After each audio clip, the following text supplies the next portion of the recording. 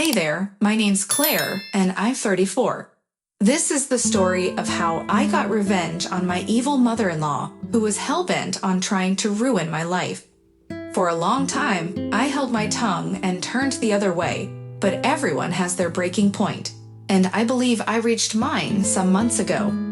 To give you some context, whenever my mother-in-law gave me something, it was always of poor, subpar quality. It started on our wedding day when she presented me with a second-hand spatula as a gift. I remember feigning gratitude, saying it was lovely, but deep down, I couldn't believe the lack of thought and effort put into the gift.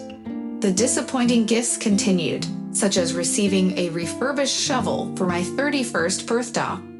The rust on it revealed its true origins, taken from the neighbor's shed.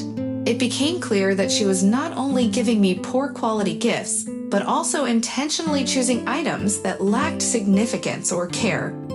But what hurt the most, what bruised my soul, was her insistence on cooking for me. Each time I tried her dishes, they tasted horrendous. At first, I was forgiving and sympathetic, understanding that not everyone is a skilled cook. I believed that it came from a genuine place of wanting to provide for someone you love. I deluded myself into thinking that the taste didn't matter as much as the thought behind it. However, I soon discovered that the same dishes she prepared for others tasted absolutely spectacular. The disparity was undeniable. After trying to gaslight myself, convincing myself that I was being overly critical, I came to the realization that she was intentionally sabotaging my food. It was a painful revelation to accept, but I couldn't ignore the evidence any longer. One particular instance stands out in my memory. I had hosted a dinner party, and she brought the cheapest bottle of wine she could find. It was a blatant disregard for the occasion and a clear message that she didn't value me or my efforts. With each disappointing gift, each horrendous dish, and each act of sabotage, my frustration grew, and I knew I had to take a stand. It was time to devise a plan for revenge, to show her that I wouldn't tolerate her mistreatment any longer. This is the story of how I, Claire, put my plan into motion, seeking justice and reclaiming my power. Stay tuned to discover the strategies I employed, the challenges I faced, and ultimately the outcome of my revenge against my evil mother-in-law. Whenever it came to my mother-in-law giving me something, it was always of poor, subpar quality. These gifts were a constant reminder of her lack of care and attention towards me. For example, on our wedding day, she presented me with a second-hand spatula as a gift.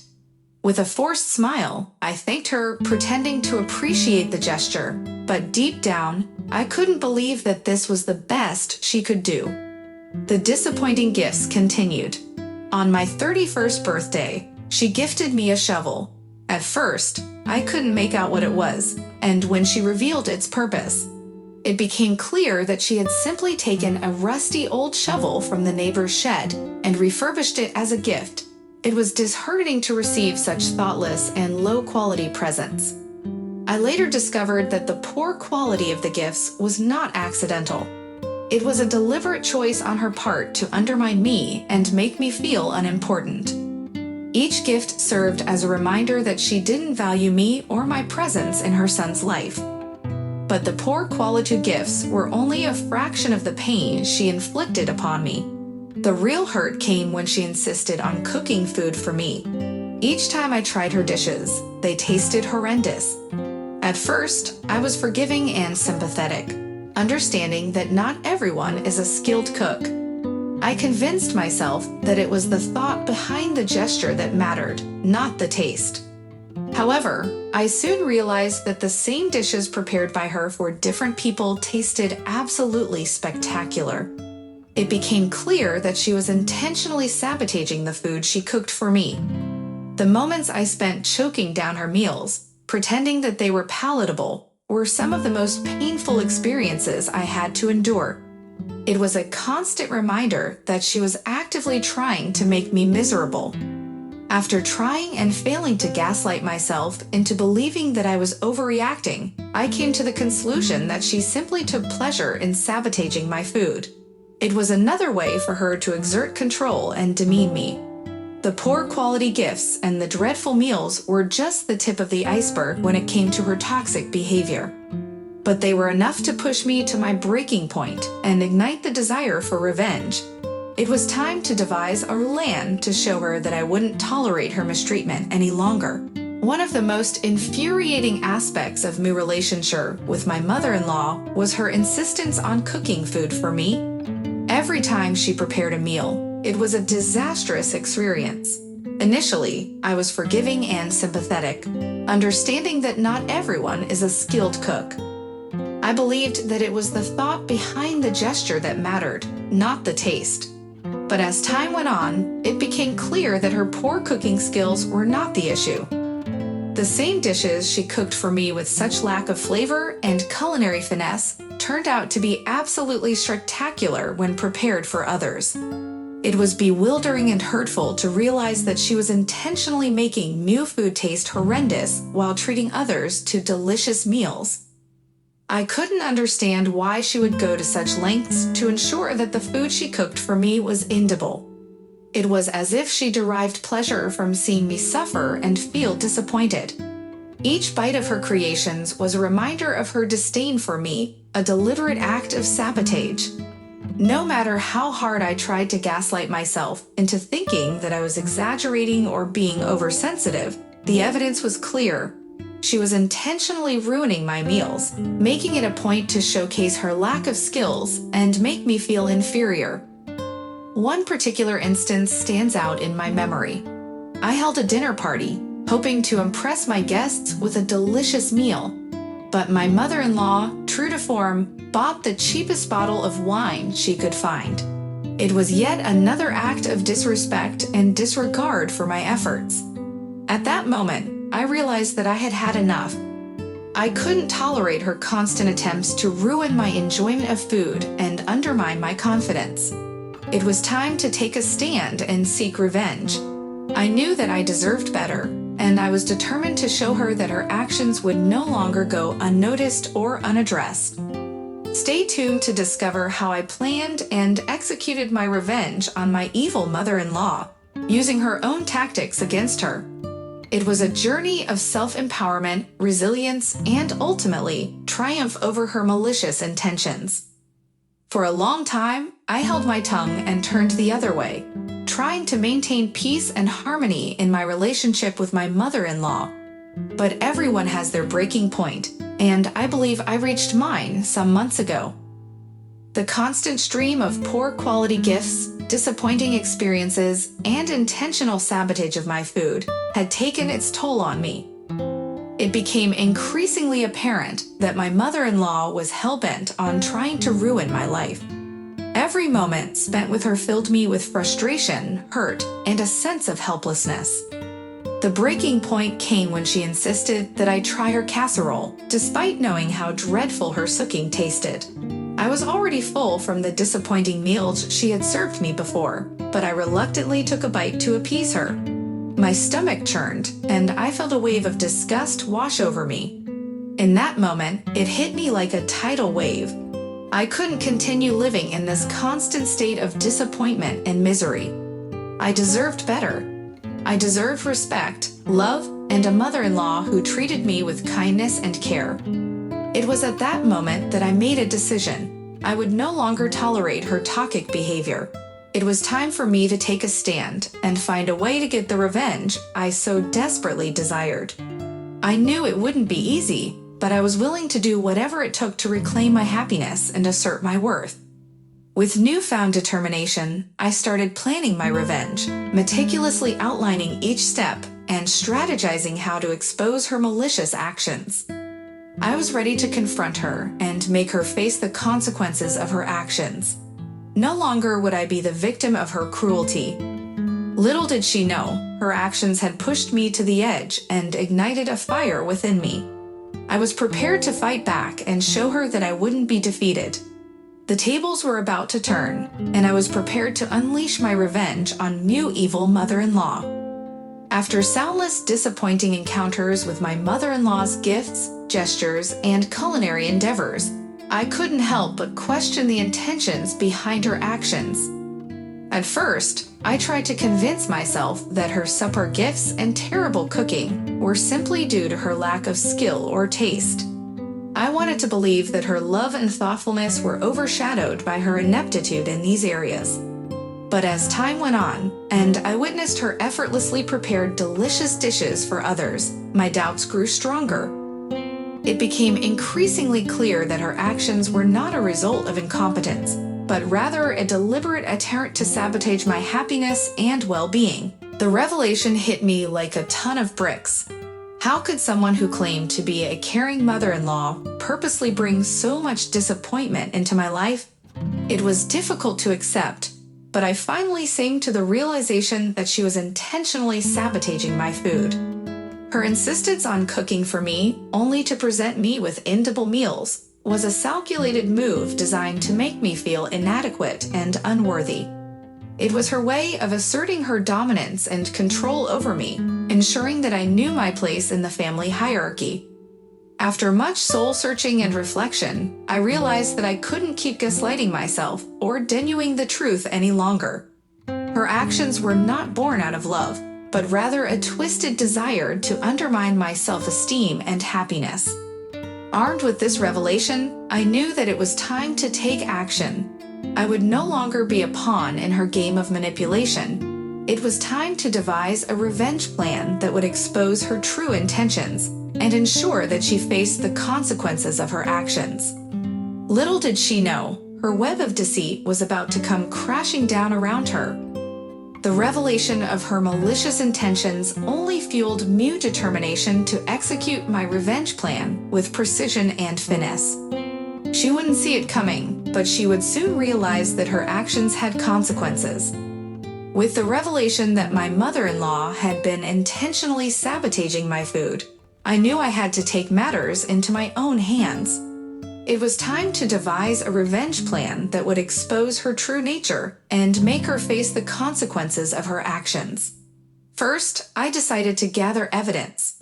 I started documenting every instance where she presented me with poor quality gifts, including photos and detailed descriptions. I also kept a record of her failed attempts at cooking for me, noting the dates, dishes, and reactions. Next, I enlisted the help of my close friends and confidants who had also witnessed her actions. I shared my suspicions with them and asked for their support in carrying out my revenge plan. Together, we formed a secret alliance to hold my mother-in-law accountable. To ensure maximum impact, I chose a special occasion when my mother-in-law would be surrounded by family and friends. It was important for the truth to be revealed in front of those who had been oblivious to her deceit. On that chosen day, I orchestrated a surprise gathering, luring my mother-in-law into a false sense of security. As she proudly presented me with yet another disappointing gift, I calmly thanked her and set it aside. With a knowing smile, I announced that I had a special surprise for everyone. I unveiled a slide presentation showcasing the evidence I had gathered. Each photo, each description, each failed attempt at cooking was displayed for all to see. Gaspers filled the room as the truth unfolded before their eyes. My mother-in-law's attempts to sabotage me were brought into the light. As she tried to defend herself, I remained composed and confident. I calmly explained how her actions had hurt and bruised my soul, causing significant distress in our relationship. I emphasized that trust had been shattered, and it was time for her to face the consequences of her manipulative behavior. The room fell into a tense silence as I awaited her response. It was a moment of truth where she would either accept responsibility or continue to deny her actions. Much to my surprise, she broke down in tears, admitting her guilt and expressing remorse for her behavior. In that moment, the power dynamic shifted. No longer was I at the mercy of my evil mother-in-law. I had exposed her true nature and reclaimed Mu Rower. It was a moment of victory and liberation. From that day forward, the relationship with my mother-in-law changed. While forgiveness and healing take time, my revenge plan had succeeded in exposing the truth and setting boundaries. I was no longer a victim of her manipulation, but a woman who had found her voice and stood up for herself. The execution of my revenge plan required careful precision and strategic maneuvering. With my evidence in hand and a strong support system behind me, I was ready to confront my evil mother-in-law and expose her manipulative actions. The first step was to choose the right moment and setting for maximum impact. I decided to host a family gathering at my home, creating a comfortable and familiar environment for everyone involved. It was crucial to have witnesses present to ensure that the truth couldn't be denied or dismissed. As the gathering commenced, I made sure to maintain a calm and composed demeanor, giving no indication of what was about to unfold. I engaged in role-like conversations, allowing my mother-in-law to feel at ease, oblivious to the storm that was brewing. Once the timing felt right, I gathered everyone's attention and addressed the room.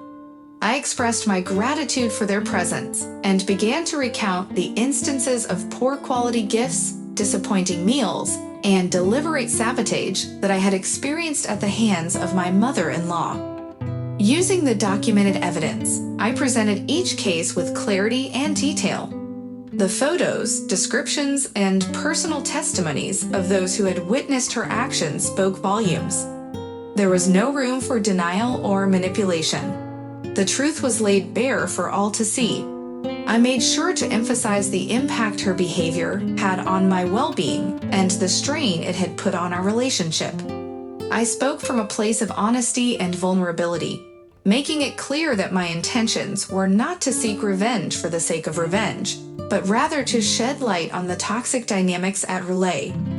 Throughout my speech, I remained composed and assertive, not allowing my mother-in-law to derail or deflect from the truth. I gave her the opportunity to respond and take responsibility for her actions, but it was clear that she was cornered and had no choice but to face the consequences. The room was filled with a mix of shock, disbelief, and understanding. Family members and friends who had been blind to my mother-in-law's manipulation finally saw her true colors. It was a transformative moment that brought healing and validation not only to me, but also to those who had supported me throughout this journey. From that day forward, the dynamics within our family began to shift. Boundaries were established, and my mother-in-law was held accountable for her actions. While forgiveness and reconciliation would take time and effort, the revenge plan had accomplished its purpose: to expose the truth and pave the way for healing and growth. In conclusion, my journey of getting revenge on my evil mother-in-law has been a transformative one. For a long time, I endured her poor quality gifts, disastrous culinary attempts, and constant sabotage. But I reached my breaking point and decided to take action. Through careful planning and execution, I confronted my mother-in-law, exposing her manipulative behavior to the whole family.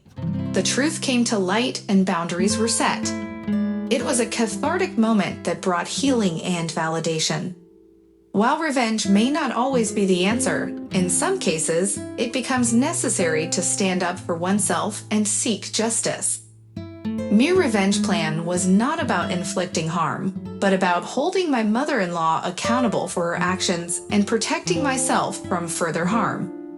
Through this experience, I have learned the importance of setting boundaries, standing up for myself, and not accepting mistreatment. It has empowered me to be stronger and more assertive in my relationships, ensuring that my well-being comes first. Moving forward, I am determined to maintain a healthier dynamic with my mother-in-law.